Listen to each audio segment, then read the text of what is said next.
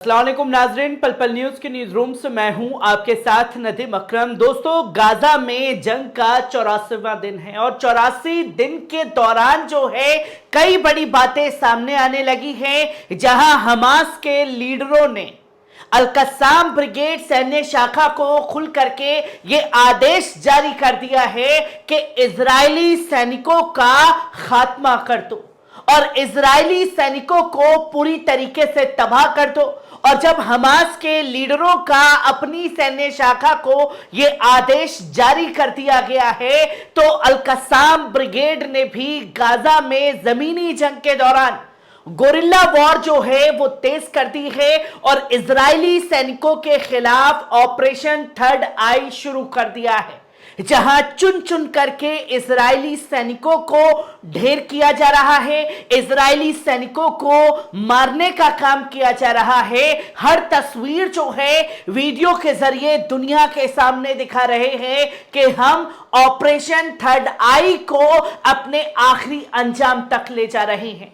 जहां Hamas leader की तरफ से यह साफ तौर पर आदेश दिया गया हमास को, तो चेतावनी दी गई बेंजामिन नेतन्याहू को कि अगर आक्रामकता गाजा के अंदर उनके सैनिकों की नहीं रुकी आम मजलूम फिलिस्तीनियों के खिलाफ, तो वो अपने कैदियों को जिंदा नहीं देख पाएंगे। और यह भी दावा कर दिया गया याहिया सिनवार द्वारा कि उनके बीते कुछ दिनों की झड़प में 1700 से ज्यादा सैनिकों को मार गिराया है अल-कस्साम ब्रिगेड ने, जो कि आप ये साफ तौर पर देख सकते हैं कि ओसामा हमदान ने क्या कुछ कहा वो आपके सामने है कि साफ तौर पर यह कह दिया गया है कि अगर वो आक्रामकता नहीं रोकते हैं गाजा के अंदर, तो अपने जो कैदी हैं उन्हें जीवित नहीं देख पाएंगे। वहीं आप देखें कि हमास के जो लीडर हैं उनकी चिट्ठी से इजरायली सेना में खलबली मच गई है,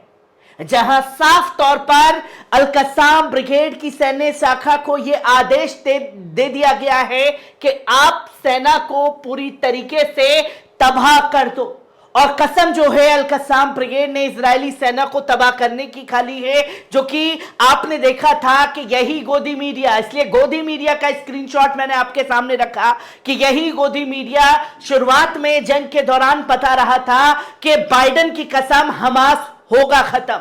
और अब 84 दिन में जब जंगी जमीनें जो देख ली हैं, जंग की तस्वीरें देख ली हैं, तो अब गोदी मीडिया भी हमास के कसीदे पढ़ रहा है और ये कहने के लिए मजबूर हुआ है कि सेना को, इजरायली सेना को तबाह करने की कसम अब हमास ने खाई है, जो कि तस्वीरें लगातार लोगों के सामने आ रही हैं, जहां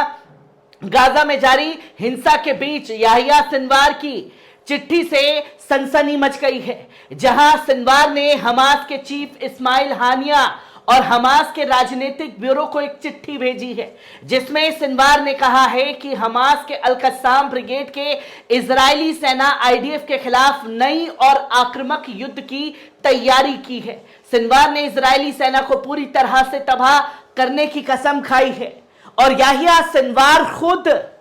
जो मौजूद हैं गाजा के अंदर, जो कि पहले आईडीएफ द्वारा कहा गया कि हमास के लीडर भाग गए और फिर दुनिया के सामने उन्हीं के लोगों जिन्हें छोड़ा गया उन्होंने बताया कि हमसे सुरंग के अंदर मिलने याहिया सिनवार आए थे। और याहिया सिनवार ने इस्माइल हानिया और तमाम नेताओं को यह चिट्ठी लिख करके कहा है कि हमने ऑपरेशन थर्ड आई शुरू कर दिया है, गोरिल्ला वॉर जो है वो तेज कर दी है, जहां हमास लीडर सिनवार की चिट्ठी के मुताबिक गाजा में जमीनी हमले के मौजूद इजरायली सैनिकों में से अब तक 5000 इजरायली सैनिकों को निशाना बनाया गया है, जिसमें करीब 1700 सैनिक मारे गए हैं। और यह कौन कह रहा है, दावा कौन कर रहा है? याहिया सिनवार, जो खुद गाजा के अंदर मौजूद है अपनी सैन्य शाखा के साथ में, और साफ तौर पर बता रहे हैं कि 5000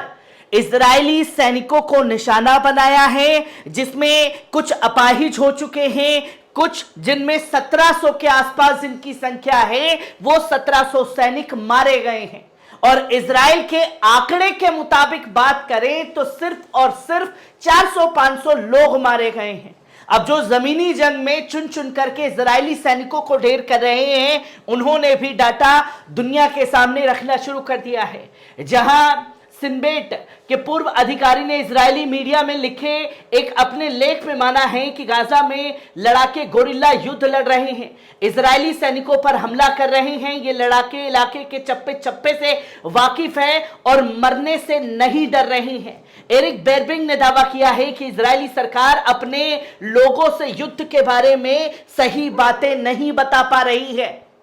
और यह साफ तौर पर अब विदेशी मीडिया और गोदी मीडिया लिखने लगा है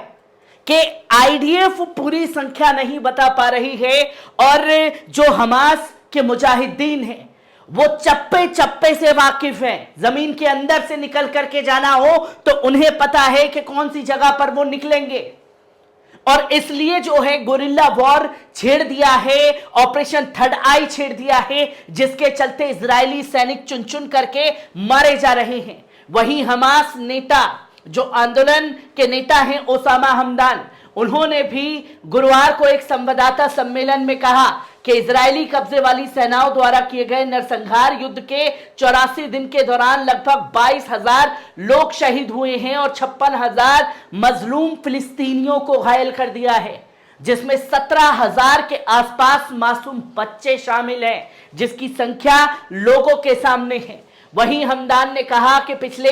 24 घंटे के दौरान हथियारों के साथ 20 से अधिक नरसंहार किए गए हैं। अमेरिकी राष्ट्रपति जो बाइडेन की प्रशासन पर आरोप लगाया कि वे वास्तव में युद्ध का नेतृत्व कर रहे हैं, और साफ तौर पर बिडेन प्रशासन को जिम्मेदार ओसामा हमदान ने ठहराया है और कहा है कि खुद ही इस नरसंहार में शामिल हैं जो बाइडेन, जो इस पूरी सैन्य शाखा का गठन कर रहे हैं और तमाम तरीके से एडवाइजरी जारी कर रहे हैं। उन्होंने यह भी बताया कि क्षेत्र में तकरीबन 80 शहीदों के शव चुरा लिए गए हैं और उनके अंगों को चुराने का काम इजरायली सैनिक द्वारा किया जा रहा है। जहां हमदान ने मांग की कि रेड क्रॉस ये बताए कि कैसे उसमें शहीदों के शव उनके मालिकों के बारे में जानकारी प्राप्त किए बिना प्राप्त किए गए। आप कैसे ये तमाम तरीके के दावे करते हुए दिखाई दे रहे हैं। उन्होंने बताया कि पानी, भोजन और दवा की कमी से कई लोग जो हैं जूझ रहे हैं। 3,78,000 लोगों के पास खाना नहीं पहुंच पा रहा है। वहीं हमास नेता ने यह भी कहा कि असफल और बाद में विफलता प्राप्त होने के चलते भूमि पर अपने सपनों का अंत लिखा हुआ है। हमदान ने जोर देकर के ये कहा है कि जिस तरीके से आक्रामकता हमारे लोगों के खिलाफ दिखाई जा रही है और जिनके लिए ये जंग लड़ी जा रही है, इजराइल डिफेंस फोर्स और इजराइल भूल जाए कि अगर वो ऐसे ही आक्रामक रवैया अपनाते रहे तो वो अपने लोगों को जीवित देख पाएंगे। ये जमीनी जंग की वो सच्चाई है जो अब हमास के नेता भी खुल करके सामने आकर के कहते हुए दिखाई दिए। इससे पहले के वीडियो में मैंने बताया कि कैसे सैन्य शाखा के प्रवक्ता अबू उबैदा ने तमाम बड़े खुलासे किए और अब खुलासा हमास के लीडरों की तरफ से एक एक करके किया जा रहा है। और जमीनी जंग से जुड़ी हर एक अपडेट आपके साथ साझा करता रहूंगा। दीजिए इजाजत, शुक्रिया।